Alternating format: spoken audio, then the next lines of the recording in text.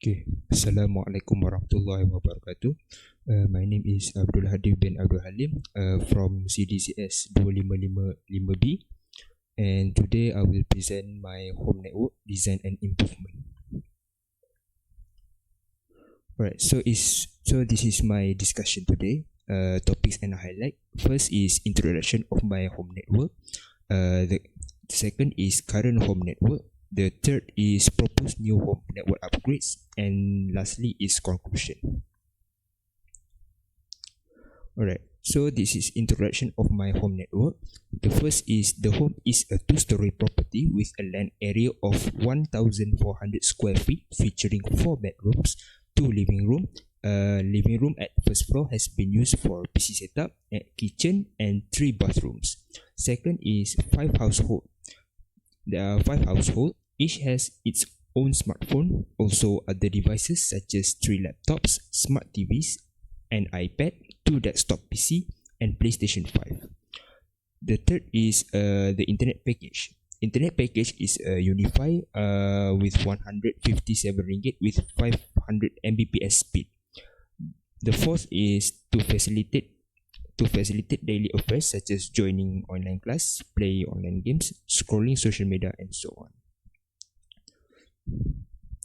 The problem of current network. There are 3 problems of the current network. The first is performance issue, dead zone, and bandwidth bottleneck. The second is security issue, weak Wi-Fi encryption, lack of VLAN segmentation, and lack of firewall functionality. The third is scalability issue, limited LAN port availability, device capacity constraints. Right, performance issue, dead zone, and weak Wi-Fi signals. The first is physical obstructions. Thick walls, metal doors, or furniture can block or weaken Wi-Fi signals, creating dead spots in my house. The second is distance from the router. The farther you are, the weaker the signal. Big house or multiple floor can mix with other barriers to kill your connection. The third is outdated or low quality equipment. An outdated or low-end router such as Wi-Fi 5 router might not reach far or support fast Wi-Fi standards, leaving some rooms with poor coverage. Bandwidth bottleneck. The first is wireless backhaul usage. Occurs when mesh nodes allocates a portion of the wireless channel's bandwidth to communicate with each other, reducing the bandwidth available for client devices. For example, if the main router provide 500 Mbps, if the main router connect to the mesh node with wireless repeater mode, and then it will cut the half. It will be 250 Mbps only. The second is device density. Device density like laptops, smartphones, and 4K smart TV shares the available bandwidth, creating congestion during peak usage. The third is physical barriers and signal degradation. Wi-Fi signals attenuate when passing through physical obstructions, significantly reducing both signal strength and available bandwidth in distant areas. Alright, security issue. We go to the security issue. First is weak Wi-Fi encryption. The first is brute force. So no, what happens if we have weak Wi-Fi encryption? First, brute force and dictionary attacks. Attackers can use automated tools to repeatedly guess the Wi-Fi password, especially if it is weak or commonly used. The second is key reinstallation attacks, or we call it crack. First, laptops, smartphones, and 4K smart TV shares this available bandwidth, creating congestion during peak usage.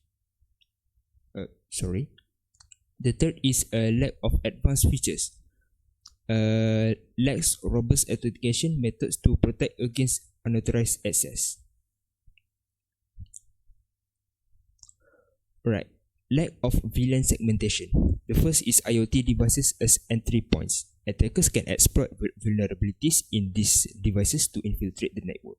The second is traffic overload. IoT devices continuously send and receive broadcast traffic, such as status updates or comments from smart home applications. Alright. The lastly is lack of firewall functionality. The first is internal traffic control. IoT devices can sensitive systems such as desktop PCs share the same network without specific rules to control or block communication between them. The second is no intrusion detection. The network lacks intrusion detection systems or IDS or intrusion prevention systems IPS, which are critical or identifying threats in real time. The third is external vulnerabilities. Open ports, often required for IoT device functionality, are exposed to the internet without adequate safeguards. Alright, so we go to the scalability issue. The first is limited LAN port availability. Many of ports are already used by essential devices such as PCs, printers, and smart TVs, leaving little room for future expansion. Adding more wired devices such as workstation, gaming console, or smart home hubs will quickly use up the remaining LAN ports. Wired connections, which are more stable and reliable than wireless, cannot be expanded without additional switches or reorganizing existing connection. Right. The second is device capacity constraints. The network already connects various IoT devices, for example, smart lights, camera, CCTV, personal device, phones, laptops, and bandwidth-heavy equipment. For example, gaming consoles, that's high-end desktop PC or 4K smart TVs. Mesh nodes become overwhelmed, causing devices to disconnect or experience slow response times. High priority activities such as video conferencing, streaming, or gaming are affected by interruptions or poor quality due to limited network resources. Alright, so this is my network topology, my current network topology. As you can see, the ground floor we have two mesh nodes. At the living room we have one, and the bedroom downstairs we have one also mesh node. But this is a Wi-Fi 5 mesh node, so the signal is not too strong. As you can see, the backyard we have dead zone, and the kitchen we have weak zone, and the living room we have one weak zone at the back, and then the car porch we have totally dead zone. So the first floor we have one mesh node. We have three connected devices: gaming PC, desktop PC, and the printer. As you can see, the main router connected with mesh with wireless repeater mode. Right, so we go next. Alright, this is proposed home network upgrades. First, placement of mesh nodes to Wi-Fi 5. Placement of mesh nodes to Wi-Fi 7 access points. We replaced the core E4 AC 1200 mesh nodes with strategically placed with Ubiquiti U7 Pro access point supporting Wi-Fi 7. The second is activate dual band wireless. Configures access points to distribute devices between 2.4 GHz and 5 GHz bands, balancing the load and ensuring stable performance. The third is upgrade WPA2 to WPA3. WPA3 provides enhanced protection against brute force attacks and supports modern features like forward secrecy and stronger encryption. The fourth is increased LAN port availability. We upgrade to Ubiquiti Enterprise 8 PoE switches for future usage. There are 8 ports in the Ubiquiti Enterprise 8 PoE switches. Alright, so we upgrade from combo Wi-Fi 6 to Wi-Fi 7 ISP ONO. That provides strong signal coverage for the ground floor communal areas, including the backyard and car porch. The second is change to wired backhaul. The use of wired backhaul eliminates the dependency on wireless links for communication between access points. And lastly is implement firewall functionality. The Ubiquiti Cloud Gateway Max, positioned in the living hall, offers next generation firewall NGFW features to address these vulnerabilities. Alright, so this is our suggested network topology. As you can see, the ground floor we have also two.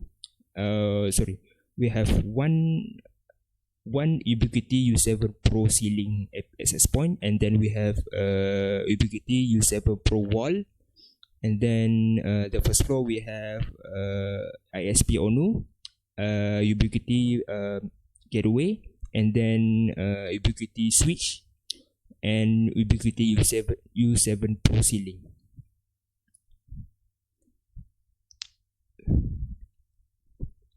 Alright, so the conclusion is the proposed home network solution breaks through existing performance, security, and scalability limitations, building a strong and powerful infrastructure for a modern smart home based on high performance hardware such as Ubiquiti Cloud Gateway Max, Enterprise PoE switches, and Wi-Fi 7 supported access points. The network delivers seamless connectivity, improved bandwidth management, and enhanced coverage.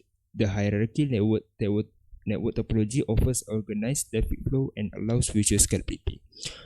Security features such as VLAN segmentation, WPA3 encryption, and sophisticated firewall capabilities reduce vulnerabilities and protect sensitive information. They provide a safe space for smart home automation, remote working functionality, and entertainment use such as streaming and gaming.